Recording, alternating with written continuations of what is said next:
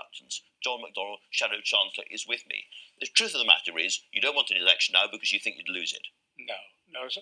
I want an election. I want it as soon as we possibly can. But sometimes you do have to put the country before party. And the key thing for me now, and I think it isn't just me, it's across the opposition parties and within the Conservative Party itself, is we've got to prevent Boris Johnson forcing through a no deal because of the damage it could do for our country. So let's be very explicit. You think that despite the Act of Parliament will come into force next week, Boris Johnson would simply run the clock out and leave without a deal while pretending that it's all about an election? Potentially, and it looks like, from what Amber Rudd has just said, the lack of preparation for a deal and the concentration on a no deal, looks as though that's his strategy.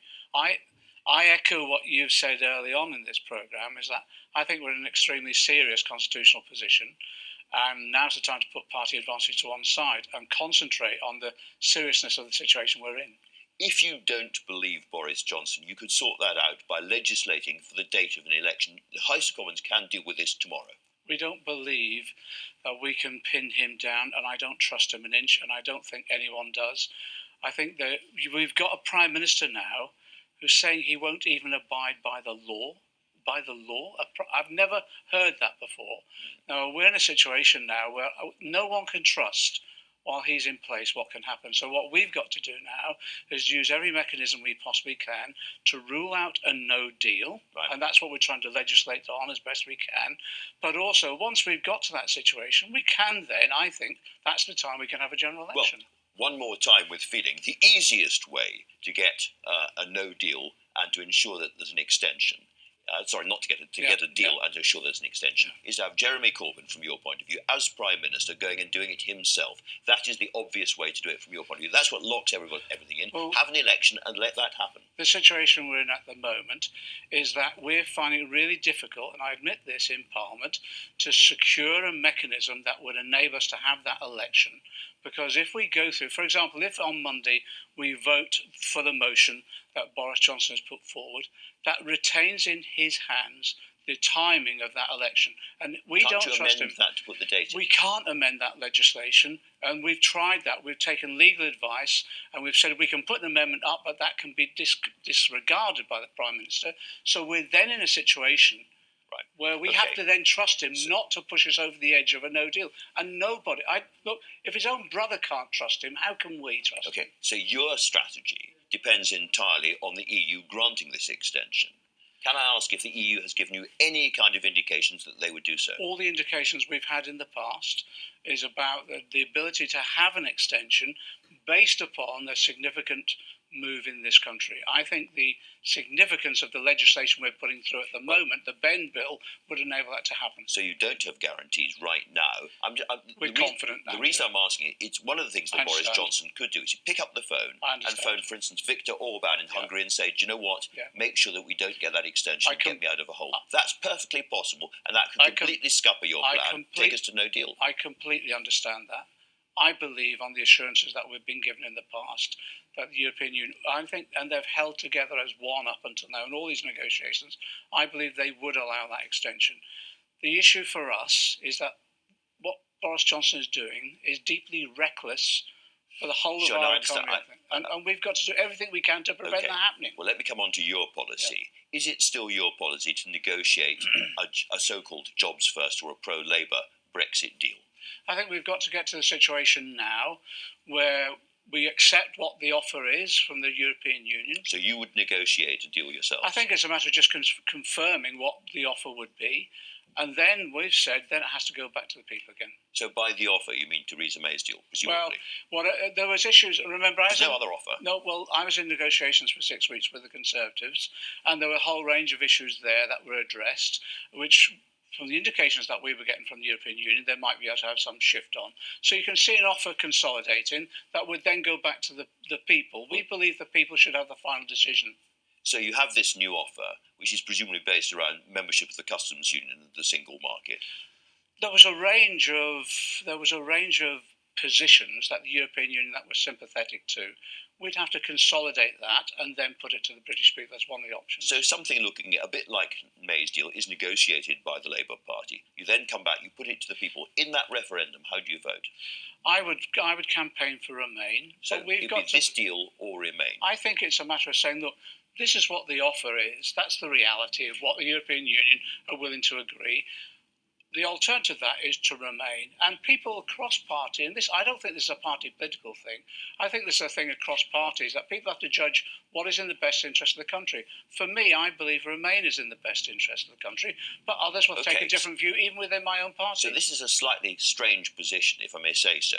You go over, you negotiate, and you come back, and you don't put the results of your negotiation to the British people as the favoured option. You put Remain as the favoured option. In which case, if you're the EU, why negotiate? No, you have to be honest with people and say, look, this is the offer that's available to us, and this is the offer that Parliament is willing to agree to. But there will be, in any individual party, differences of view. And this is what's happened in past referendums. If you're the EU and you know that John McDonnell and the Labour Party want to remain and are going to ask the British people to remain, why would you give them any kind of deal at all? There is no pressure on them to give us anything. The EU will know that to get anything through at the moment in terms of popular support within the country, they would have to present an offer that is actually acceptable across all parties, not just one individual party. And that's the situation we're in. So this proposed Labour referendum after the next election completely cuts out the views of all of those people who want to leave without a deal. Or as it were, the hard Brexiteers get no chance at all. There's nothing on the ballot paper for them. They're pushed to one side. We have to be honest with people. I can't support a no deal, and I think it would be so damaging for the country. I don't believe it's a realistic offer. And you're not going to give people the chance to disagree with you? Well, I think that I'd like to give them the chance in a general election as soon as we possibly can, and then we'd have a referendum. But I have to exercise the judgment that actually is exercised by so many people now that no deal would be an absolute disaster. So let's talk about the Labour Party's official policy, because I've had lots of Labour figures sitting in that chair saying that they are in favour of Remain. In the end, they think remaining in the EU is the best deal available to Britain. And yet, time and time again, when it comes to the manifesto, the Labour Party manifesto is, as it were, a pro-Brexit manifesto. I've got a graphic here of the last two manifestos. 2017, we will seek to unite the country around a Brexit deal. And 2019 European elections, we believe such a deal, a Brexit deal, could bring our country back together. In other words, when it comes to the actual motion of the party at high levels to work out what's in the manifesto, you stick with a Brexit deal. Well, also in that manifesto, we said very, very clearly we would not support a no-deal Brexit. And that's what we've done. So our position, let me just go through it because this is quite important so people understand. All our efforts at the moment is to prevent a no-deal Brexit because it would be so damaging to the living standards of our people, their jobs and the economy overall. That's our focus at the moment. We're saying, of course we are, that actually there would be an offer in terms of a Brexit proposal, a deal of some sort that will come. But many of us believe Remain is the best deal. So the people should decide. Let the people decide. But in every political party, there will be a difference of view. And it's better to be honest about that. This sounds very much to me like we're back into 1975 and Harold Wilson territory. Is this a moment when it's up to individual Labour MPs to say what they think, or will there be a single Labour Party policy on the big issue of staying inside the EU or not staying inside the EU? Our party conference is coming up in a few weeks and will determine our final policy as it evolves. But you're right, when Harold Wilson was the Prime Minister, he enabled, just as we did in the last referendum, he enabled people within the party to take different views. And I think actually that's most probably a more honest approach than there is at the moment in terms of other political parties.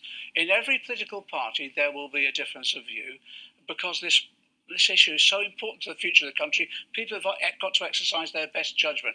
And I think that's most probably the wisest approach. And at that Labour conference, will you, John McDonnell, be arguing for Labour to be a fully fledged, outspoken Remain party? No, I'll be expressing my personal view on what is best, but I'll also be respecting other people's views as well and recognise as a political party we'll have a range of views, just as every other political party has. If tomorrow the government propose a referendum, would you vote for it? Yes, I most probably would. I would like a general election first. I've always said but that. Not yet. Not yet. Well, I don't see. Not yet. Until we've ruled a no deal off the agenda, I can't risk, with Boris Johnson being in power, that he wouldn't somehow impose that on the country. So we can get no deal off the agenda, then I'd like a general election. Right. And part of that would be saying, let's have a referendum. Thinking of the options ahead of him, another option is to say, you are insisting that I go and take this surrender document to Brussels. I absolutely refuse to do it. I can't break the law, and therefore I resign as Prime Minister. In those circumstances, the Queen has an obligation to go for the next person who might be able to form a majority. But the Parliament isn't sitting at this point, so we can't actually test parliamentary opinion. But Jeremy Corbyn has some kind of right to expect to be called by the Queen. The problem with that, we both know, is that Joe Swinson and others said they would not serve in a government of national unity under Jeremy Corbyn. He's your friend and comrade, but he's a highly divisive figure in the House of Commons and the country. Could you possibly go along the corridor and say, listen, comrade, in the interests of the country, in the interests of the party at this extraordinary time, would you step aside for a few weeks to allow another figure to be a transitional caretaker Prime Minister? No, what we'd do is exactly as he's doing now. He's bringing together all the opposition parties, and he's got them working together incredibly effectively. And we'd be able to say to them, we would have a caretaker government under Jeremy Corbyn. It would be time limited. It has to be Jeremy Corbyn. Well, it has to, because he's the leader of the opposition, and in that way, just as he's united them effectively over this last few weeks, I think he could do that as a caretaker Prime Minister. So you wouldn't compromise, you wouldn't allow somebody else, a Ken Clarke figure or whoever it might be, to come in and, as it were, unite all the remaining voices in Parliament? I think we can unite them under Jeremy Corbyn. Do you? Yes, I do. We have done. Joe Swinson says absolutely I know, not. but Joe's been working with us. She's been at those meetings. And, you know, everyone who's come out of those meetings have said how constructive and productive they've been. And we've succeeded in not just agreeing amongst ourselves, but delivering the vote in Parliament as well. You've been talking, as you say, to all these parties. You've been talking to the SNP. Have you offered the SNP formally what you said at the Edinburgh Festival, that the Labour Party would not stand in the way of another Scottish... No, well, you said it at the Edinburgh Festival. I know there's no deal. There's no deals. But that was my view, as I expressed. There's no deals at all whatsoever. You said we wouldn't block something like that at the Edinburgh Festival. That's democracy. Yes, that's we right. Let the Scottish people decide. But that's not a deal. That's the view I've expressed. But you're the number two in the Labour Party. Yes, exactly. But that's not doing a deal. That's saying that's my position. But we're not doing any deals with anyone. And when we go into the next election, I believe we'll have a majority. But if we're a minority, we'll be a minority government. We won't do coalitions. We'll expect them to support the party. And you know exactly what they want, which is an independence referendum in Scotland as soon as possible. I put it to you, a Labour government would allow that to happen, and therefore people voting Labour at the next election must think this might be the end of the UK. No, not at all. We've said no deals whatsoever. If we're in a minority position, we'll form a government, and the other opposition parties can vote for the policies we're advocating, and if they don't, well, we'll go back to the people. But as a minority government, you certainly wouldn't stop Scotland having a referendum. I've said then, I don't think it's up to the UK Parliament to block a referendum, but there has to be. We've said a couple of things. Look, this isn't I don't think there should be another referendum. I think Scotland should stay united within the United Kingdom. It would not be a priority for us. It may be for some forthcoming. We've got enough to deal with the climate change and austerity, etc. Certainly wouldn't be in the early years of a Labour government. And there'd have to be a proper mandate in Scotland. The Scottish people themselves would have to decide. Let's look